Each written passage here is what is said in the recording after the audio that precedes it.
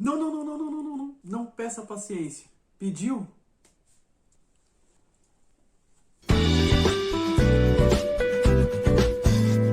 Quem foi que já não falou para não pedir paciência porque vai vir tribulação?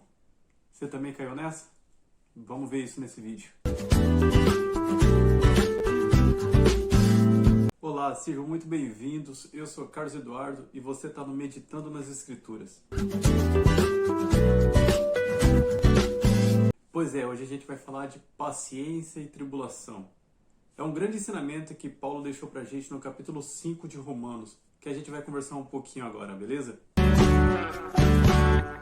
Mas antes eu queria chamar vocês a conhecer nossas outras plataformas, podcast e o Facebook, e uma rádio também, que o Misael está mexendo com ela. Tudo voltado bastante pro áudio.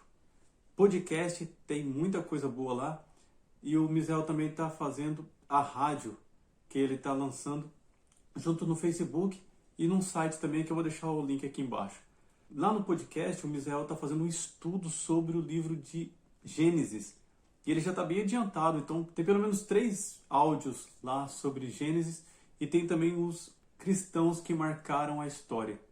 Maravilhoso, ele vai falar do testemunho de alguns irmãos que ao longo da história eles marcaram a sua geração, eles nos ensinam até hoje.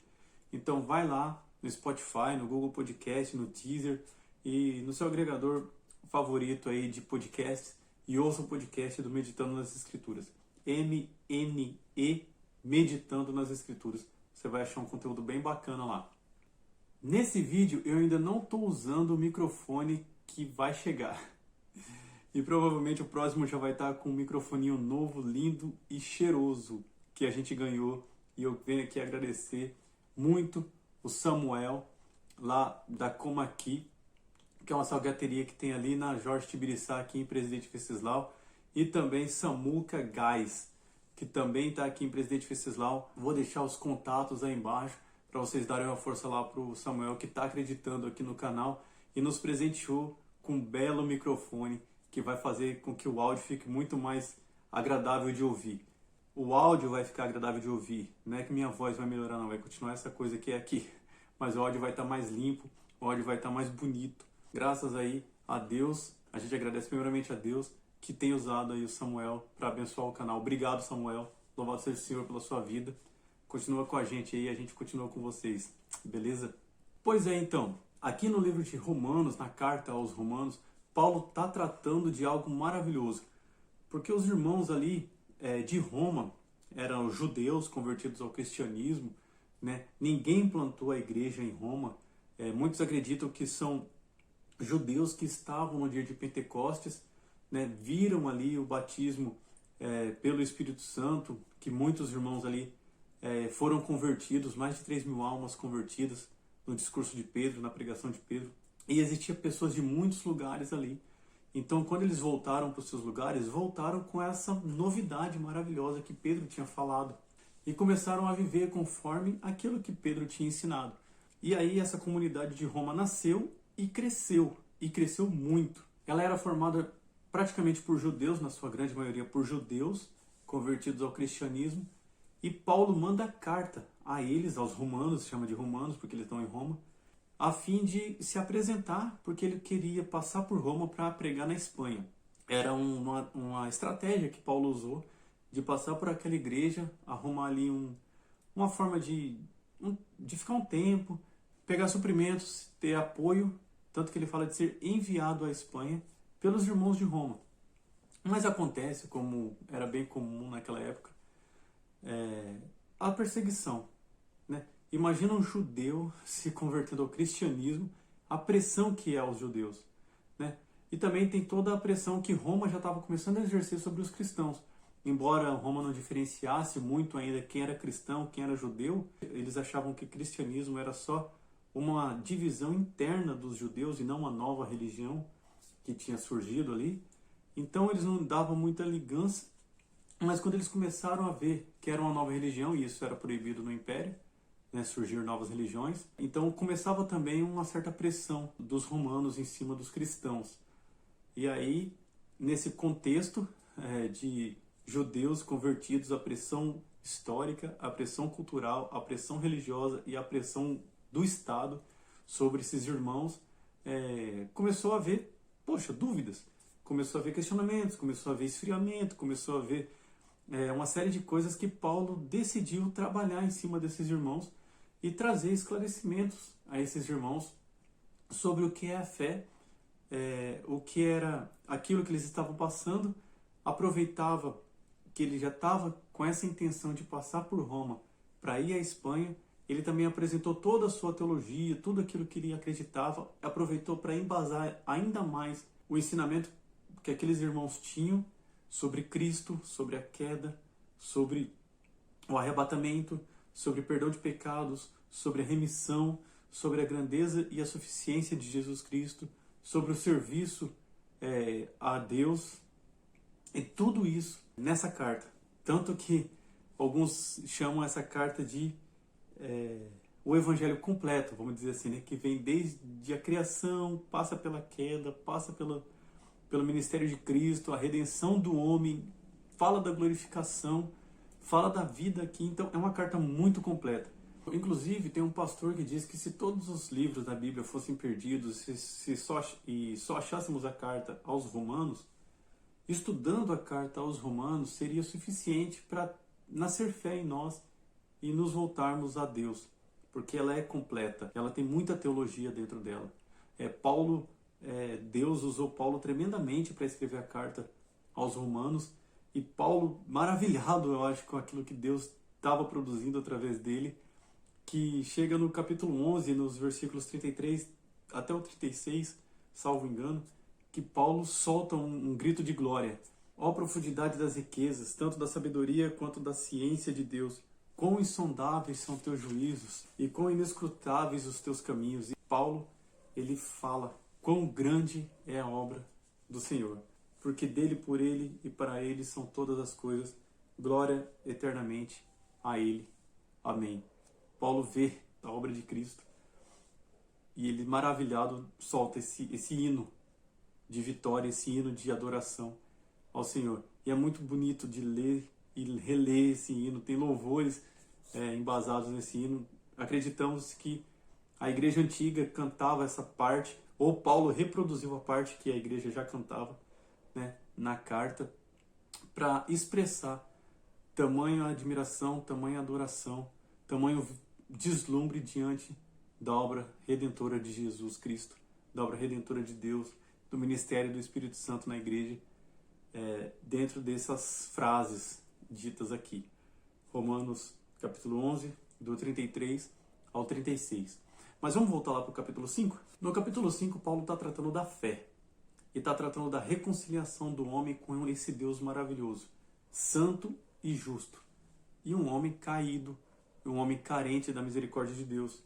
Um homem que está separado de Deus. Paulo tinha acabado de falar no capítulo 3 da queda, da miséria do homem. Tanto que o ápice do capítulo 3 é o versículo 23, que fala: todos pecaram e destituídos estão da glória de Deus. Separados da glória de Deus nós estamos. Né? A gente está privado da glória de Deus. Nós não temos acesso mais a esse Deus glorioso por conta do pecado. E no 5, no comecinho do capítulo 5, ele já fala: sendo, pois, justificados pela fé, temos paz com Deus. Éramos inimigos e agora somos amigos. Estávamos em guerra e agora temos paz com esse Deus tremendo. Mas essa paz não foi alcançada pelos nossos méritos, mas por meio de Cristo Jesus. O versículo 1 vai dizer justamente isso, para fechar. E ele fala depois no versículo 2 que isso foi por meio da fé, na qual estamos firmes e nos gloriamos na esperança da glória de Deus. Então Paulo começa o capítulo 5 estabelecendo um estado desse homem, falando: olha, igreja, vocês foram salvos por Jesus Cristo, não por obras, não por méritos humanos, mas pela fé na obra de Jesus Cristo, porque por meio de Cristo Jesus é que alcançamos a paz com Deus. Então Paulo estabelece isso, e depois ele fala: nós permanecemos firmes na fé, na esperança da glória de Deus. Então existe um lugar, entre aspas, que nós ficamos, que é a fé. Nós permanecemos firmes nessa fé. E fé é confiança naquilo que Deus fez. Fé é depositar tudo o que você tem, tudo o que você é, naquilo que você confia, que é a obra de Jesus Cristo na cruz do Calvário. E aí, diante dessa verdade, diante dessa base, desse fundamento que está estabelecida, que fomos salvos por Cristo, pelo seu sacrifício e na fé que temos nesse sacrifício, então essa é a base do Evangelho. Então ele vem falar de tribulação. Ele fala assim, somos salvos, temos paz com Deus, mas continuamos no mundo mal, continuamos no mundo caído, continuamos no mundo que nos odeia. Jesus já predisse isso. Ele falou, vão odiar vocês. Se odiaram a mim, quanto mais a vocês que vão me seguir. Me mataram e vão matar vocês também. Mas tende bom ânimo, eu venci o mundo. E muitos completam, vós vencereis também. Mas isso é acréscimo nosso. Mas é uma consequência lógica da frase. Porque estamos em Cristo e Ele venceu o mundo. Então nós também venceremos o mundo.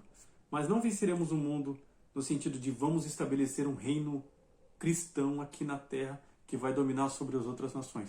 Longe disso. Vencer o mundo que trata essa ideia cristã é vencer os valores do mundo, vencer a carnalidade que existe em nós. E o mundo vai se acabar e os cristãos vão continuar. Né? Aqueles que foram salvos em Cristo vão continuar vivos. E o mundo vai ser refeito. Novos céus e nova terra existirá. E os salvos habitarão nesse reino de Deus. Então já é uma projeção para o futuro. Jesus venceu o mundo nos seus valores, na sua conduta e na sua ressurreição. E ele promete a ressurreição e a vida eterna para nós também. Então, no capítulo 5, versículo 1 e 2, Paulo traz essa carga de verdade e daí ele começa falando desse mundo caído que nós estamos. E ele fala, a gente não se gloria somente na fé de estarmos firmados em Deus e na paz que Jesus Cristo alcançou através do sacrifício. Mas nós nos gloriamos até nas tribulações. Porque a tribulação que nós passamos... E olha só, irmão. E quem estiver assistindo o vídeo que não é irmão, amém. E olha só, não é só aquelas grandes tribulações que nos é imposta pelo mundo. Mas é a tribulação de estar no mundo. É a tribulação de estar no mundo que se deteriora a cada momento. De estar no mundo onde existe doença, existe maldade, existe morte, existe falta de fé, existe guerra, existe climas totalmente opostos e que mata a gente de frio, mata a gente de calor, mata a gente com ondas gigantes. Estar nesse mundo totalmente desarrumado. Isso também é tribulação. Não é só uma perseguição específica, não é só uma doença específica, mas é o existir nesse mundo, é o existir nessa fase, nesse período da nossa vida aqui na Terra. Então, nos gloriamos até nessas tribulações, grandes ou pequenas, nós nos gloriamos nela, porque ela produz paciência. E aí vem aquele negócio de não peça paciência porque Deus vai te dar a tribulação. Na verdade, a gente já está em tribulação.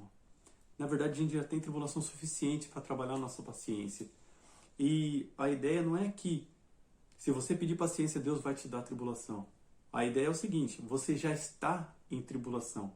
E tendo a consciência de que você é um salvo em Jesus Cristo, que essa tribulação ela não vai te atingir em cheio, não vai te derrubar totalmente, mas você vai estar baseado na fé em Cristo, baseado na salvação e na esperança da glória em Deus, que essa tribulação você vai conseguir, vamos dizer, ressignificar ela no seu coração e na sua mente. Você vai conseguir olhar para ela e trabalhar o seu interior, os seus sentimentos, o seu intelecto em cima desse mal que está acontecendo, seja ele qual for.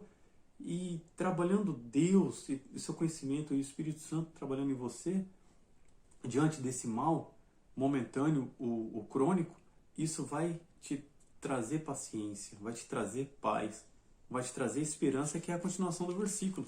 A paciência produz a experiência e a experiência produz esperança. Então tudo isso vai te apontar para o futuro. Tudo isso que está acontecendo, você ressignificando isso em Jesus Cristo e na paz que você tem com Deus agora, vai te apontar para o futuro e você vai saber que isso tem um fim, que isso vai ser remido também, né? Que esse mundo caído, esse mundo atribulado também vai ser remido, na volta de Jesus Cristo. Tudo isso vai se desfazer e vai fazer tudo novo. E aí o versículo 5 diz assim: ora, a esperança não traz confusão, porque o amor de Deus está derramado em nosso coração pelo Espírito Santo que nos foi dado. Porque Cristo, estando nós ainda fracos, morreu a seu tempo pelos ímpios. Ou seja, quando estávamos muito pior, Deus enviou o seu Filho. Quando estávamos perdidos e longe de Deus, Jesus Cristo morreu por nós. Quanto mais agora somos salvos, né? Quanto mais agora estando em paz com Deus, Deus vai suprir as nossas faltas, Deus vai nos ajudar a passar por esses momentos complicados, esses momentos difíceis, esses momentos aqui na Terra, que são passageiros, né? Na própria carta aos Romanos, Paulo vai dizer que as tribulações que nós vivemos hoje aqui na Terra não são para ser comparadas com a glória que há de ser revelada em nós. Se você continuar lendo o capítulo 5, você vai chegar no versículo 8 que diz assim: mas Deus prova o seu amor para conosco pelo fato de que Cristo morreu por nós, sendo nós ainda pecadores. O amor de Deus não está condicionado às circunstâncias. Não é porque as coisas estão indo mal que Deus te ama menos. Não é porque a gente está com problema que Deus nos abandonou. Se você está em dúvida se Deus te ama, olha para a cruz. Se você tem dúvida se Deus se preocupa com você, olha para a cruz do Calvário. Olha para o Calvário, olha para o madeiro. Olha que Deus entregou seu Filho por você, para que você tenha paz com Ele. E assim Ele prova o seu amor. Quando nós somos ainda pecadores, não temos nada a oferecer, somos débeis, somos carentes de qualquer coisa, de tudo, Deus olhou para nós e misericordiosamente morreu por nós na cruz do Calvário. E assim Ele provou o seu amor. As circunstâncias não provam o amor de Deus.